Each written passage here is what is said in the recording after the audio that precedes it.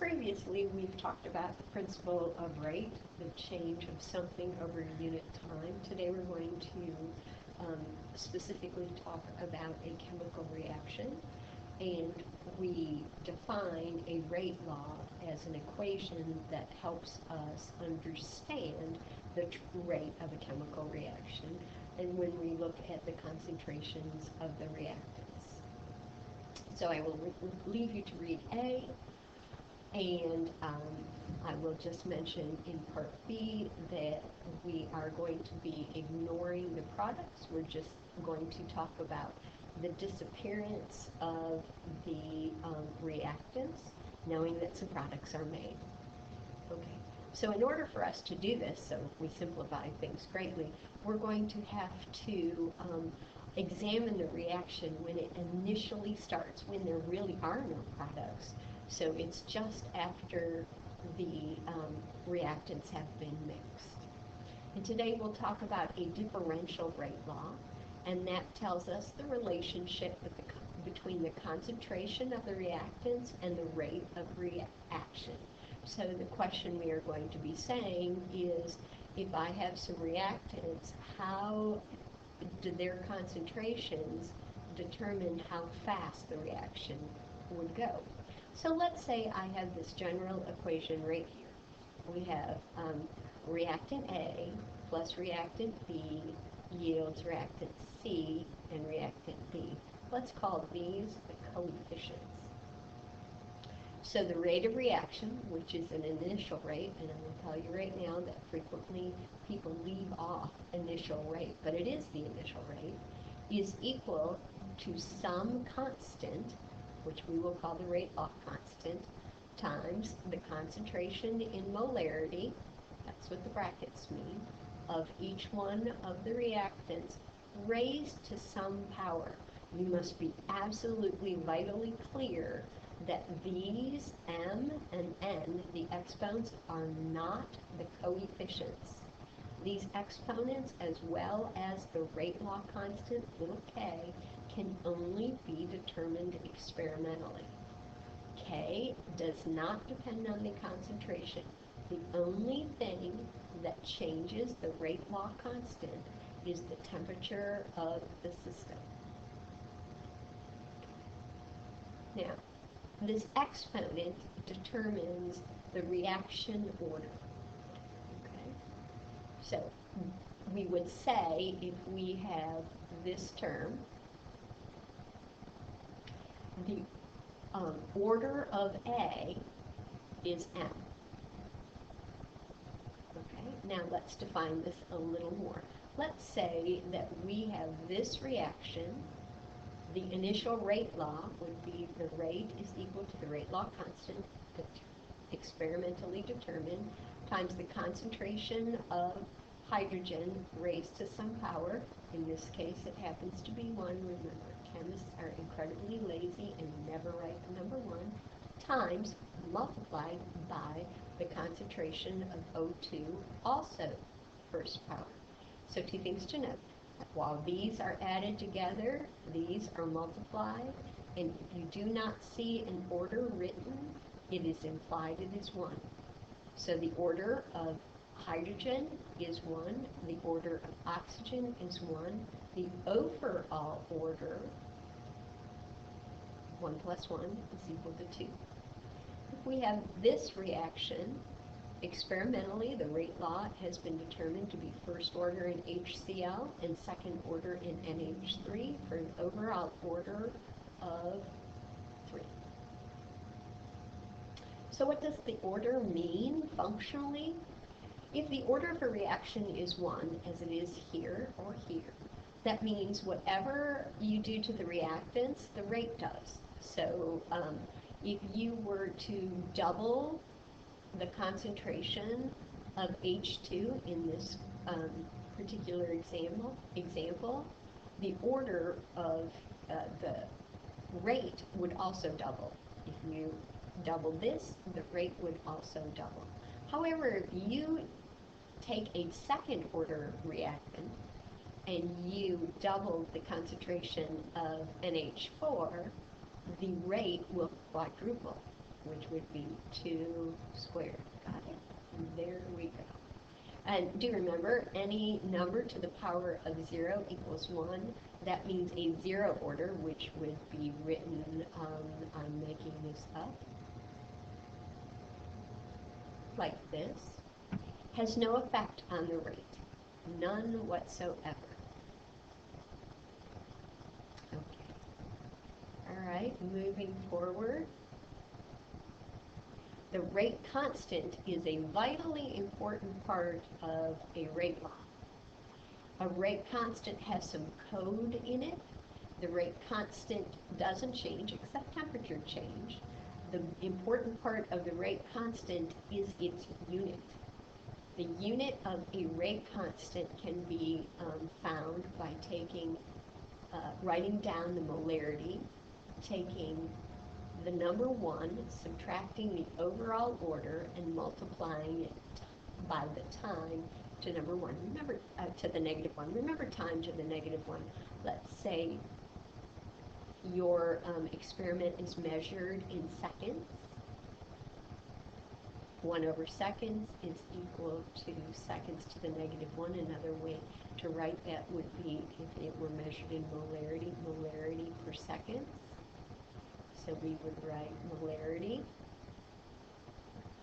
of second to the negative 1, and that would help us determine the rate law. If you had a 0 order rate law constant, you would take 1 minus the order. 1 minus 0 is 0. Multiply it by the time to the negative 1. If it's first order, that would be 1 minus 1, which would make the molarity portion fall out of your unit, and you would just be left with the unit of time. If it's second order, that would be 1 minus 2 is a negative 1 times seconds to the negative 1. Why this is so vitally important is because you will be given a rate law constant. Let me make one up. 3.57 times 10 to the negative third. Molarity minus 1 times minutes to the negative 1. That is telling you that the overall order for the rate law must be 2, because they figured out 1 minus 2 is negative 1, and they measured this time in minutes. A lot of times you're only given the rate law constant and you have to backtrack into a lot of other information. Okay, let's answer some questions. What's the overall order for the following reaction? Here it is given to you. We remember this unwritten 1 is there, plus 2 is equal to 3. What are the units for the rate constant for the following rate laws? They're telling us that it was measured in terms of molarity, and the time unit was seconds. Please recall, sometimes you're going to be seeing, instead of the molarity, you will be giving its components. These are equal. All right. So for this, K would be equal to molarity 1 minus, oops, pen just fell away.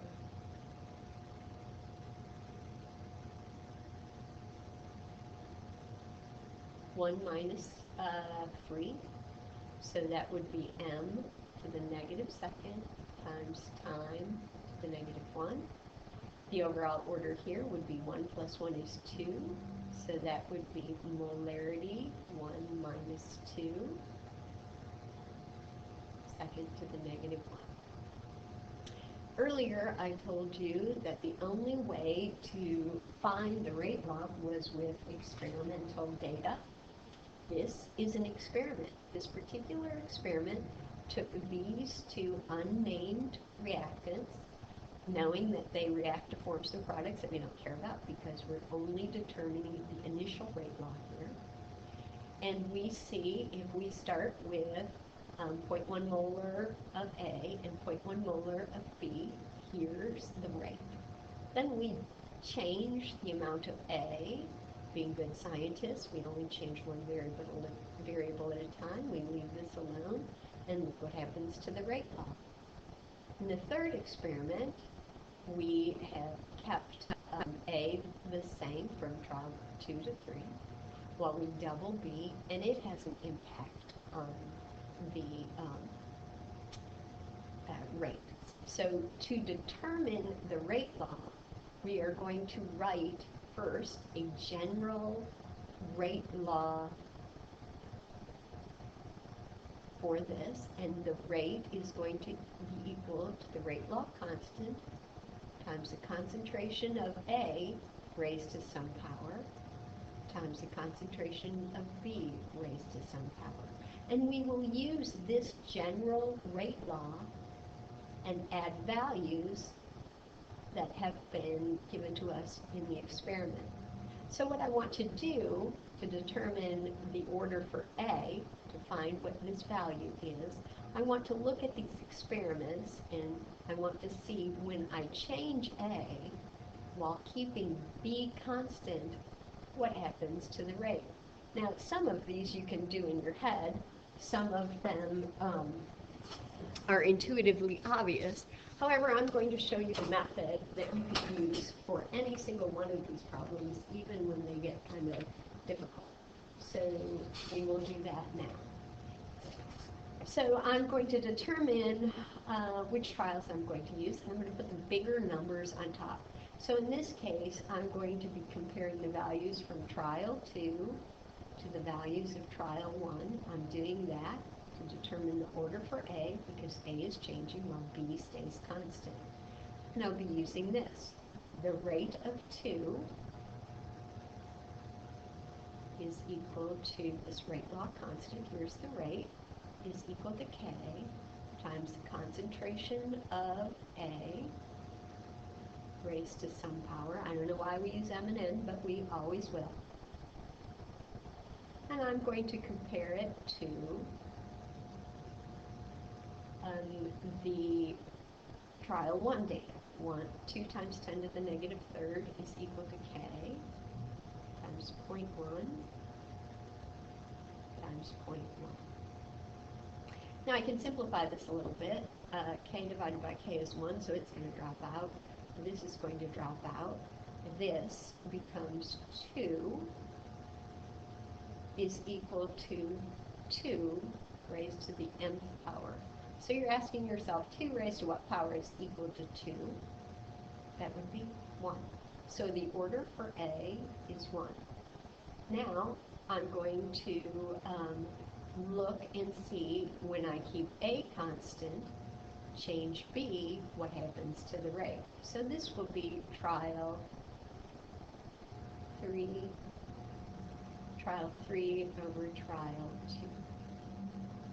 And so trial 3 has 16 times 10 to the negative third. You'll notice that their exponential notation is bad, but it makes it very easy to do math in your head, is equal to 0.2. We know now that this is raised to the first power. I will not write 1.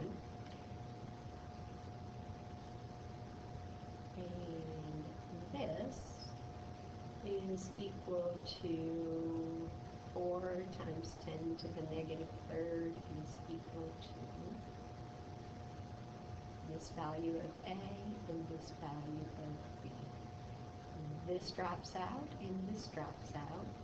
This is 4 is equal to 2 raised to the nth power. 2 raised to the second power is equal to 4. So the order for B is 2. Now, the rate law then would be written like that.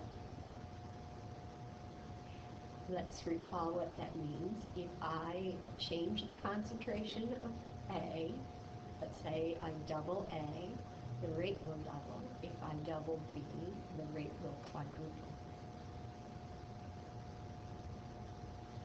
Okay. Now, I will give you the link to these workout 2 problems.